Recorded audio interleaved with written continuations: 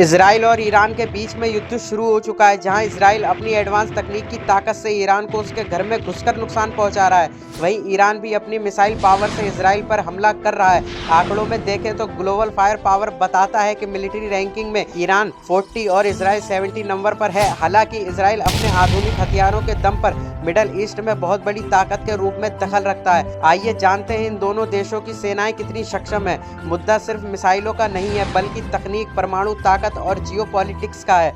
तो चलिए जानते हैं कौन सबसे ज्यादा ताकतवर देश है। शुरुआत करते हैं सेना से। इजराइल की कुल एक्टिव सेना है लगभग 1.7 लाख, जबकि ईरान के पास 5 लाख से ज्यादा सैनिक हैं।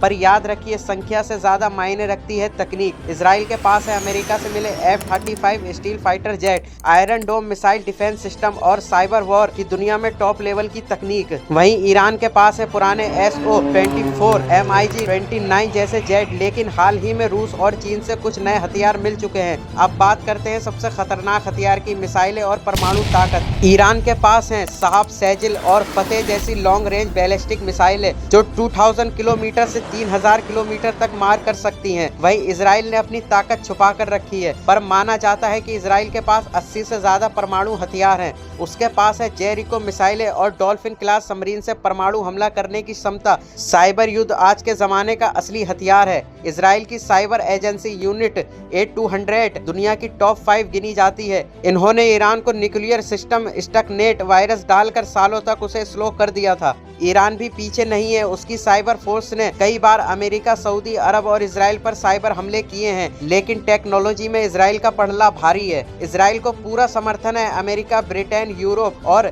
UAE जैसे देशों का। अमेरिका हर साल इजराइल को अरबों डॉलर की सैन्य मदद देता है। वहीं ईरान को समर्थन है रूस, चीन, सीरिया और कुछ हद तक बैरिक्स देशों का। और बताइए आपका क्या मानना है, कौन है ज्यादा ताकतवर? कमेंट करें, वीडियो को लाइक करें और सब्सक्राइब जरूर